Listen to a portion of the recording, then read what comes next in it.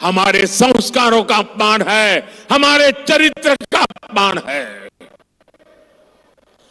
ये वो देश है जो पानी पिलाना धर्म माना जाता है, जहां पियाऊ रखने की परंपरा है। इस देश में ऐसे लोग हो गए जिन्होंने खुद का घर नहीं बनाया, कि गांव वालों के कुआं खोदा या वावड़ी बना दी। इस देश में देशवासियों को ऐसा झूठा आरोप लगाते हो। चुनाव हारने का ऐसा डर कि कुछ भी बोलो। मुझे पक्का विश्वास है ऐसी ओछी बातें करने वालों को दिल्ली इस बार जरूर सबक सिखाएगी। इन आपदा वालों की लूटिया यमुना जी में ही डूबेगी।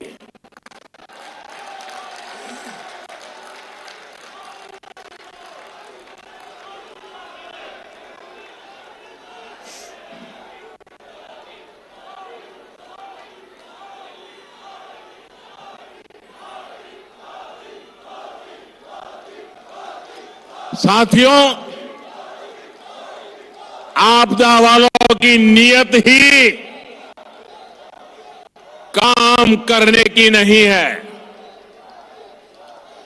पिछले 5 साल में दिल्ली विधानसभा सिर्फ 70-75 दिन चली है। ये दिल्ली विधानसभा के इतिहास का सबसे कम कामकाज रहा।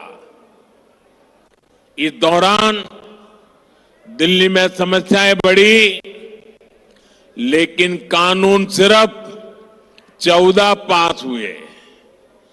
5 साल में 14 कानून, इनमें से भी 5 कानून उनके जो विधायक हैं ना, उनकी सैलरी और पेंशन तो तय करने के लिए रहे। 5 यानी आपदा वालों को दिल्ली की आम जनता की समस्या से कोई लेना देना नहीं है। दिल्ली की समस्याओं के समाधान ढूंढने के बजाय इन्होंने विधानसभा के पवित्र मंच को, लोकतंत्र के मंदिर को गाली गलौज के लिए इस्तेमाल किया। साथियों, भारतीय गणतंत्र के 75 साल पूरे होने का जोश पूरे देश में है। 26 जनवरी को कर्तव्य पथ पर देशभक्ति की झांकी देश ने देखी।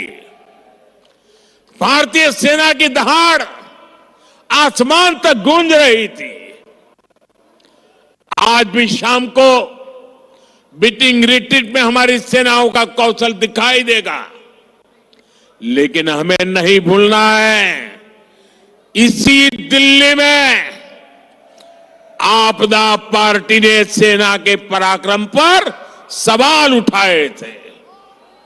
इन लोगों ने विधानसभा सत्र बुलाकर हमारी बहादुर सेना से सर्जिकल स्ट्राइक के सबूत मांगे थे।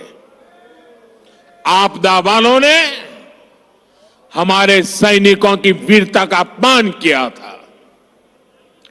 आज दिल्ली के लोगों से मैं कहना चाहता हूं, मां भारती से विश्वासघात करने वाले ऐसे लोगों को सजा देने का मौका है 5 फरवरी। आपका एक वोट उनको सजा दे सकता है। आपदा वालों को इस चुनाव में जरूर सबक सिखाना है। साथियों, आज अगर कोई दिल्ली का नाम लेता है तो सिर्फ यही कहता है कि ये देश की राजधानी है। दिल्ली शहर की अपनी कोई विशेष पहचान नहीं बन पाई। आप पड़ोस में देखिए, गुड़गांव और नोएडा आज इनकी पहचान